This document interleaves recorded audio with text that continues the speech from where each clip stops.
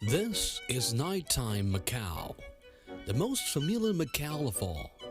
Bathed in the enchanting glow of neon lights, this city emanates a unique charm.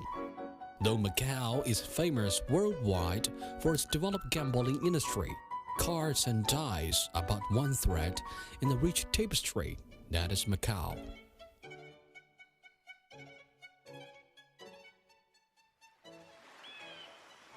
Macao is brimming with history.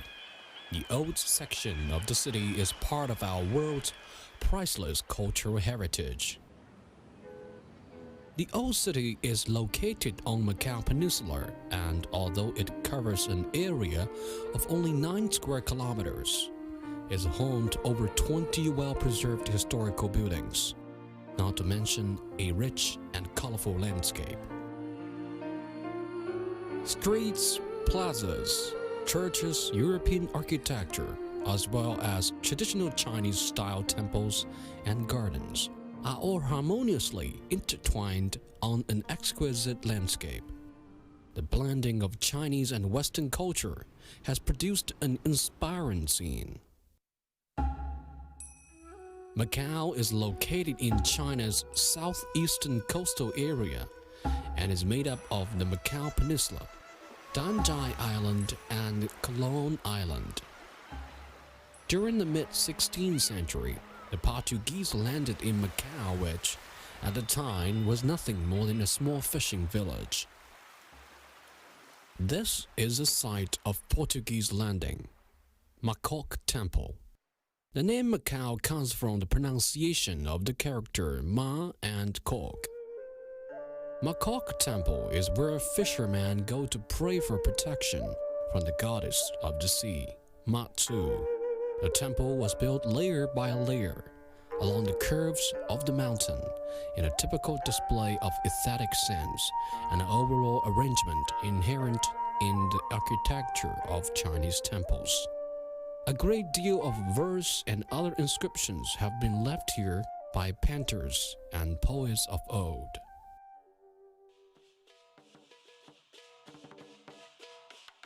A rich local tradition known as lion dance can still be seen today, performed in front of Macao Temple.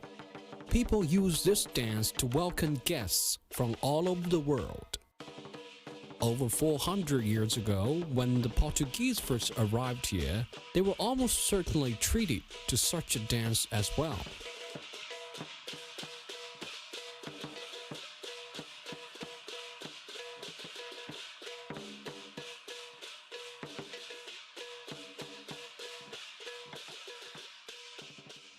This is the area in front of the Assembly Hall in the center of the city the Portuguese planned. Today, it is still the center of Macao. Hordes of visitors come here every day to visit and shop.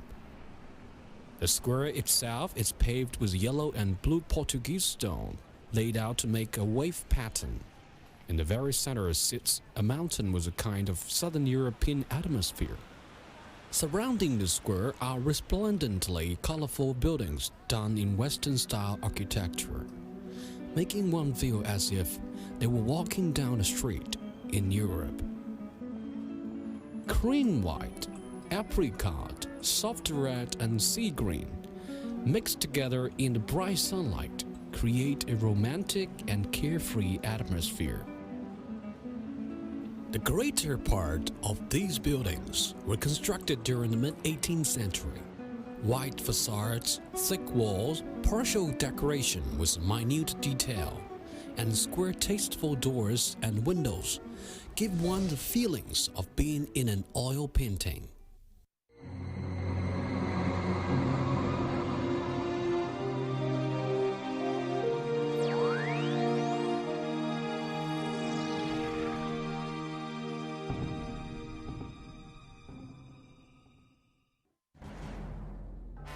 For the Portuguese stationed in Macao, however, the city also doubled as a fortress.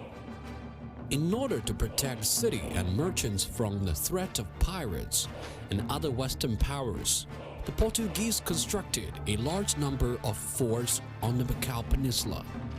This is the oldest fort in China, the Macao Mountain Fortress. Built in 1617, it was the heart of the entire defense system. The Macao Mountain Fortress is capable of housing 32 pieces of artillery, and all other facilities are quite adequate. It is said that the fortress could withstand up to 2 years of siege with no difficulty.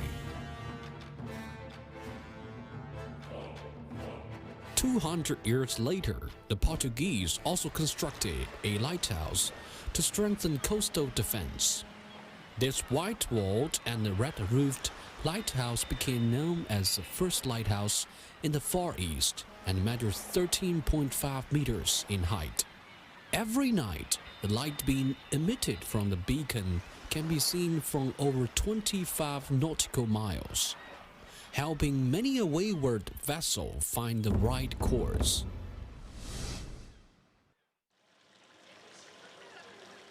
Besides defense, to the Western inhabitants of Macau living so far from home, a cathedral is also something that simply can't be done without. A cathedral of the Nativity of Our Lady can be seen at the heart of the old city. Cathedrals are usually built on high ground, which doubles as a defense function. Enshrined within Our Lady of the Rosary is the most revered of all Portuguese saints. On the outside, the church appears gentle yet dignified. The yellow walls and decorative white lines matched with green doors and windows create a truly harmonious color scheme. Just as exquisite but still quite different from Our Lady of the Rosary is St. Lawrence Church, which is built on the slope of a hill. The architectural style of this building is staunch and imposing. The church was constructed on a raised platform, making it even more of an eye-catching addition to the local scenery. Under the care and protection of the brilliant blue sky, pure yellow walls and intricate carvings done in classical style bring out a kind of sacred and religious atmosphere. Of all the churches in Macau, this is regarded as the largest. In 1979, this St. Lawrence underwent renovations, allowing this ancient church to regain its youthful luster.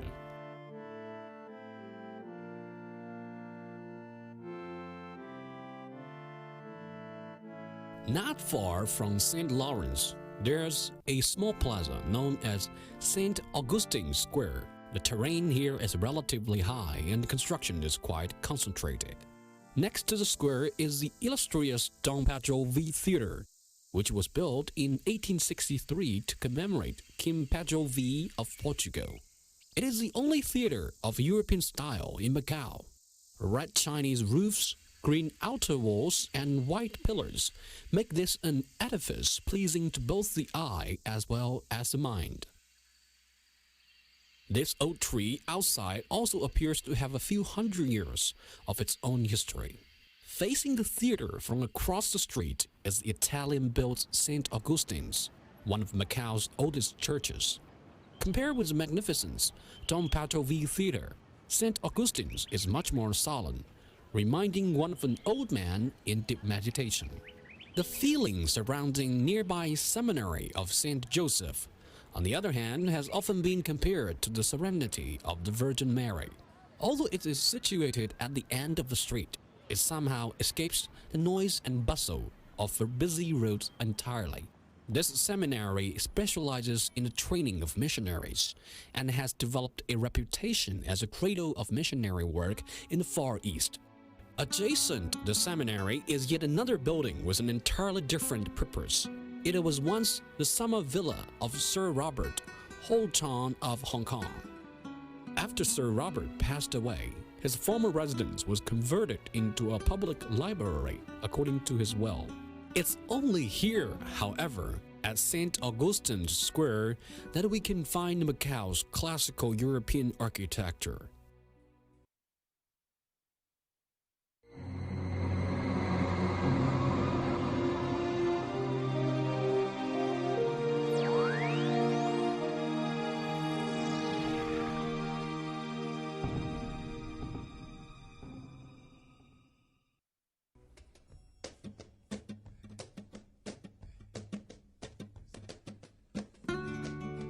Out of all the Western-style architecture in Macau, the most famous is probably the ruins of St. Paul's.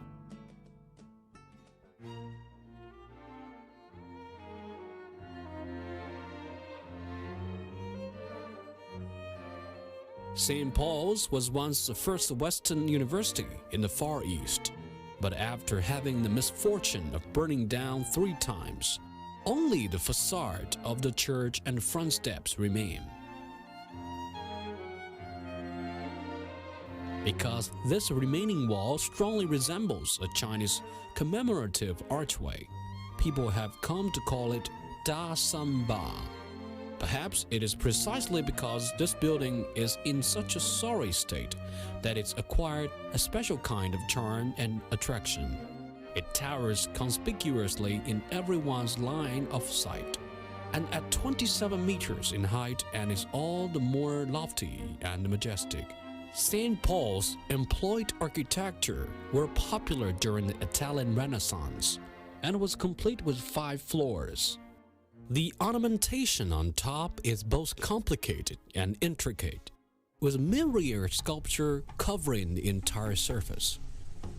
However, within this intricate detail still lies some Eastern characteristics, chrysanthemums and peonies, representative of Japan and China respectively, as well as traditional Chinese lion statues adorn the entranceway to this once great university. Nowadays, the ruins of St. Paul have become a symbol of Macau. From dawn till dusk, it is ever encircled by bustling crowds who are captivated by its beauty and history.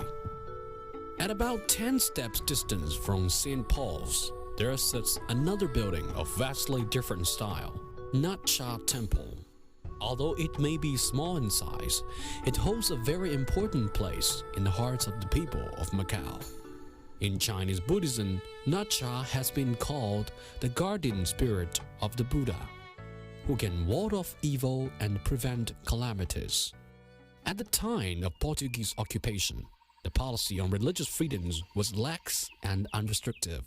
The Chinese were permitted to retain religious customs and beliefs that they cared to hold. For this reason, Macau is still abound with numerous buildings of Chinese religious significance. The Mount Lotus Temple has close to 400 years of history. Although this is by no means a large temple, the number of deities worshipped within is something other than small.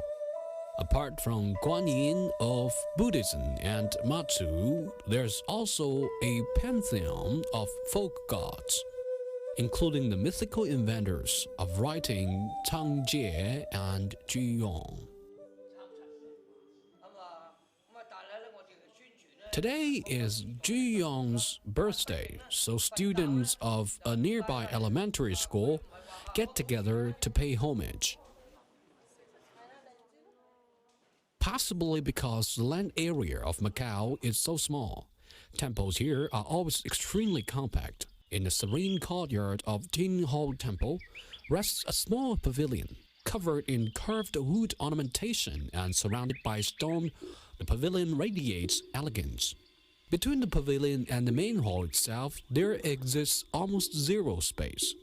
The eaves crisscross, a testament to the skill level of the original architect. Another place of worship boasting over 300 years of history is Po Chai Temple, which is mainly dedicated to Buddhist deities. The most admirable thing about this temple is glazed tile work. The carving of flowers, plants, famous personages, and auspicious creatures are all quite complex and meticulous.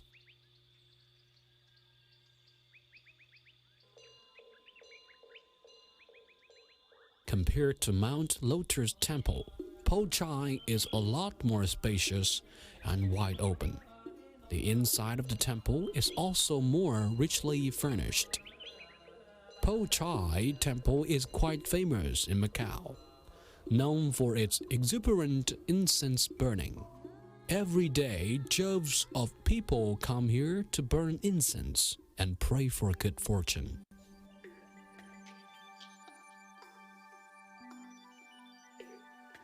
Due to booming business, by the 19th century, rich merchants from China had already appeared in Macau. One such merchant, Lo Ling Lok, built himself a luxurious estate. The once private gardens of this estate have since become open to the public. The attractive courtyard gate, meandering path, charming pavilions, man-made pond, ornamental hill, and peaceful bamboo grove make one feel as if they were wandering through a typical Chinese garden in Jiangnan. The building by the edge of the pond, however, is a classic example of East-West fusion. While the columns in the hallways are all done in Western style, the roof is set with Chinese glazed tiles. As for these upturned eaves, it's hard to say whether they are Eastern or Western. The bridge over the Lotus Pond is also quite unique. Its winding form creates a graceful arc.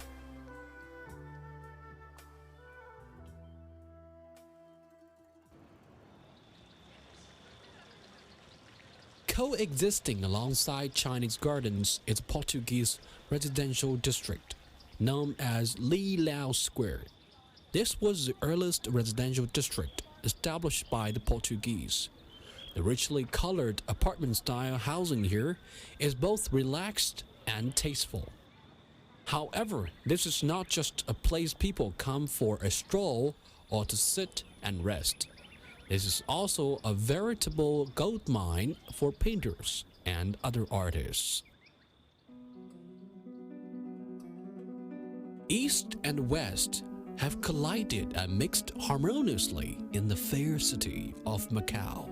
Aside from contrasting and learning from each other, these multifaceted cultures and lifestyles have gained the same level of respect, which is perhaps the essence of Macau.